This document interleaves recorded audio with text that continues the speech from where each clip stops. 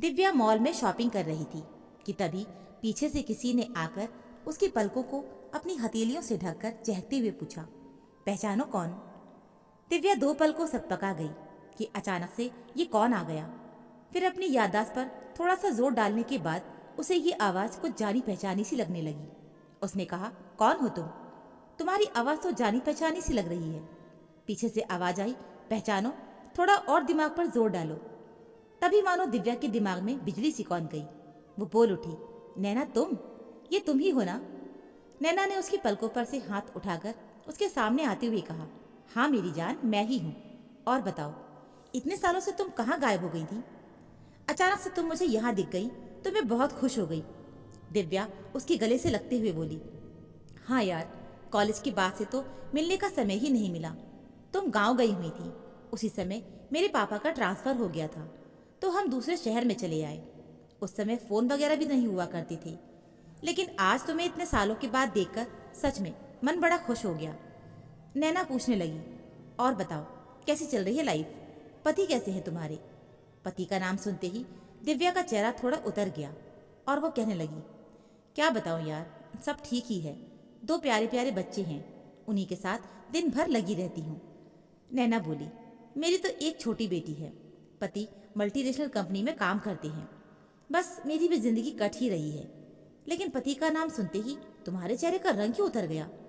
दिव्या कहने लगी, छोड़ ना यार, चल कॉफ़ी पीते हैं। दोनों सहेलियों ने साथ बैठकर कॉफ़ी पी, एक दूसरे से बातें भी की और एक दूसरे का नंबर लेकर अपने अपने घर चली गईं। दिव्या शाम को रसोई में डिनर बनाने की तैयारी कर रही थी कि तभी उसके मोबाइल पर नैना का मैसेज आया। मैसेज में लिखा था, क्या कर रही हो? दिव्या ने लिखा, बस डिनर की तैयारी कर रही हूँ। नैना ने लिखा, मैं तो दाल बाटी बना रही हूँ। और तू क्या बना रही है? दिव्या ने लिखा, मैं तो आलू मटर की सब्जी और रोटी बना रही हूँ। थोड़ी देर तक दोनों चैट करती रहीं। दिव्या को इतने दिनों के बाद नैना से बातें करके बहुत अच्छा लग रहा था। वैसे भी इधर कुछ दिनों से वो काफ़ी परेशान भी चल रही थी, लेकिन नैना के कारण उसका थोड़ा मन बहल गया था। दोनों ने मिलकर एक सप्ताह के बाद लंच पर मिलने का प्रोग्राम बनाया। दिव्या ने नैना को अपने घर पर ही बुला लिया था। उस समय उसके पति ऑफिस गए हुए थे और बच्चे भी स्कूल में थे। दोनों ने साथ में लंच किया। उसके बाद नैना उसकी आंखों में झांकते हुए बोली, अच्छा दिव्या, कॉलेज में तो हम एक दूसरे की पक्की सहेलियां थी, लेकिन अब तो मुझे इतनी खास सहेली नहीं मानती। ये सुनकर दिव्या चौंक गई और कहने लगी, नहीं यार, इतने सालों के बाद तुम मिली हो तो जीवन में एक नई उमंग सी आ गई है, वरना तो कुछ भी अच्छा ही नहीं लगता था। ये सुनते ही नैना झट से बोल पड़ी, वही तो मैं भी कह रही हूँ कि तेरे जीवन में ऐसी क्या परेशानी है जो तू मुझे आज तक नहीं बता पाई। दिव्या दो पल को खामोश हो गई थी। फिर कहने लगी, देख ना यार, 15 साल हो गए हमारी शादी को, लेकिन आज तक कभी भी मुझे ऐसा नहीं लगा। मगर इधर कुछ महीनों से मेरे पति संजय ने मुझ पर ध्यान देना ही बंद कर दिया है। वो ऑफिस से देर से घर आते हैं, छुट्टी वाले दिन भी ऑफिस जाने के लिए निकल जाते हैं। मुझ पर तो जरा भी ध्यान नहीं देते हैं। पहले तो वो हमें घुमाने के लिए भी ले जाती थी, बच्चों के साथ खूब मस्ती करती थी, लेकिन आजकल वो मेरी तरफ बिल्कुल भी ध्यान नहीं देते हैं। मैंने सब कुछ करके देख लिया। मैं खूब बन संवर कर उनके सामने जाती हूँ, उनकी पसंद का खाना भी बनाती हूँ, बेडरूम में उनसे मीठी मीठी बातें करती हूँ, लेकिन वो कब मुंह फेर कर सो जाते हैं कुछ पता ही नहीं चलता। कहते कहते उसकी आंखें छलक आईं। नैना बोल पड़ी, अरे यार, ये तो बहुत गंभीर मामला है।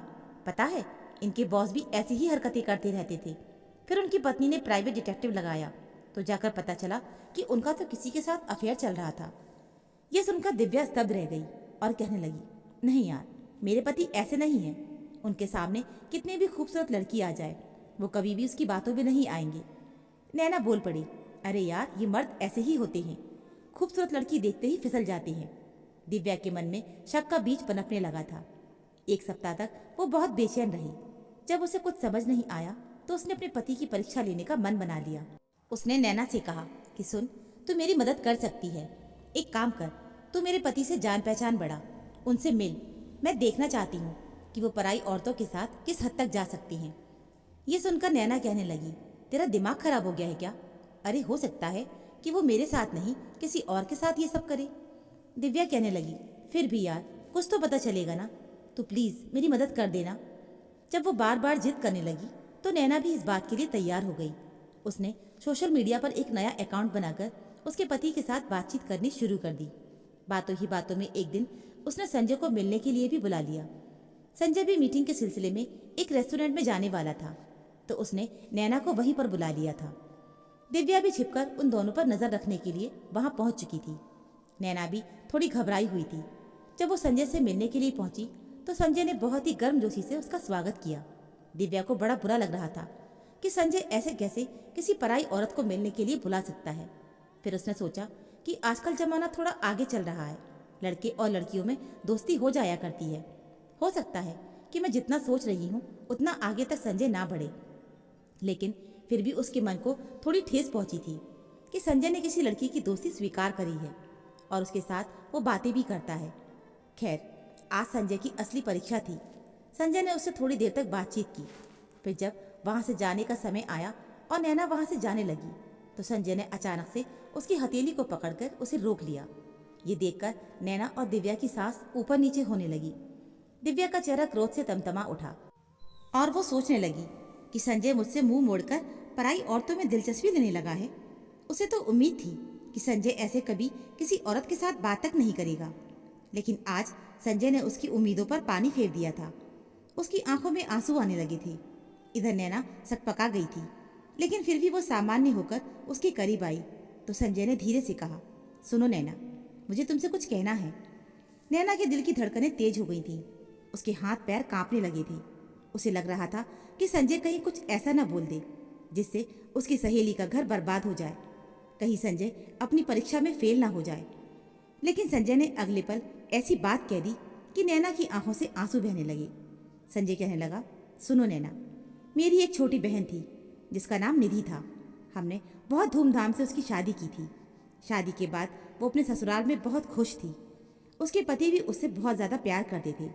लेकिन जब वो माँ बनने वाली थी तब कुछ जटिलताएं आईं और डिलीवरी के समय हमने उसे और उसके बच्चे को दोनों को खो दिया था।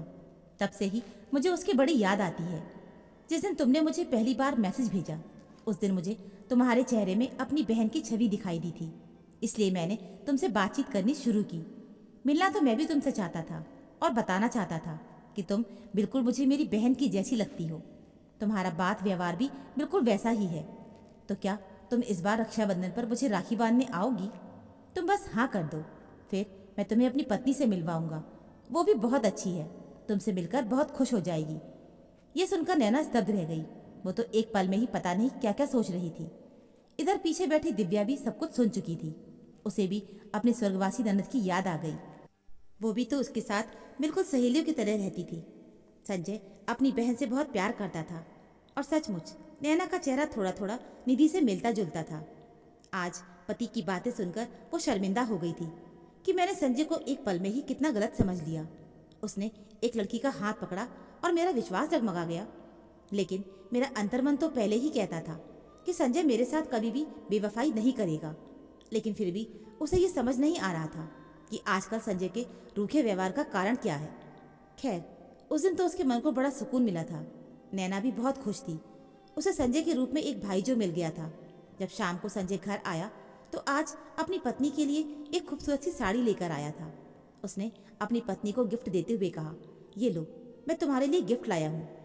ये सुनकर दिव्या आश्चर्य से उसकी ओर देखने लगी तो संजय कहने लगा, मैं जानता हूँ कि पिछले कुछ महीनों से मैं तुम पर ठीक से ध्यान नहीं दे पा रहा था, लेकिन आज से सब कुछ ठीक हो गया है। आज मैं एक क्लाइंट के साथ मीटिंग के लिए गया था। हमारी डील फाइनल हो गई है। कंपनी नुकसान में चल रही थी और कुछ वर्कर को निकालने की बात भी चल रही थी। उनमें मेरा भी नाम था, लेकिन मैंने आज ही कंपनी के लिए ऐसी डील फाइनल की है कि अब मेरा प्रमोशन होने वाला है। मैं बहुत खुश हूँ। अब सब कुछ ठीक हो चुका है।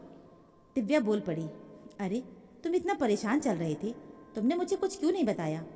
वो कहने लगा कि तुम बच्चों को संभालती हो, उन्हें पढ़ाती हो और सारे घर की जिम्मेदारी तुम पर है। मैं तुम्हें और तनाव में कैसे डाल सकता था? अब सब कुछ ठीक हो गया है तो मैं तुम्हें बता रहा हूँ। इतना कहकर प्यार से उसे अपनी बाहों में लपेट लिया। दिव्या का मन सुकून से भर उठा था। आज उसका संदेह तो दूर हुआ ही था, साथ ही उसे कारण भी पता चल गया था कि उसका पति इतने दिनों से उसे नज़रअंदाज क्यों कर रहा था। कुछ दिनों के बाद दिव्या ने खुद ही नैना के बारे में उसे बताया कि वो मेरी सहेली है। तो संजय भी खुश होते हुए बोला कि नैना मेरी बहन भी है। इतना कहकर उसने उसे सारी बात बताई कि कैसे नैना और उसकी बातचीत शुरू हुई थी। इन सब के बीच में नैना और दिव्या ने बस ये बात राज रहने दी कि ये सब कुछ उन दोनों ने प्लानिंग के अनुसार ही हुआ था, क्योंकि रिश्तों की खूबसूरती शायद इसी में ही थी। तो दोस्तों, उम्मीद है आपको हमारी ये कहानी ज़रूर पसंद आई होगी। कहानी अच्छी लगी हो तो प्लीज़ वीडियो को लाइक, चैनल को सब्सक्राइब ज़रूर कर लीजिएगा। मिलते हैं फिर एक नई कहानी के साथ। कहानी सुनने के लिए आप सभी का बहुत बहुत धन्यवाद।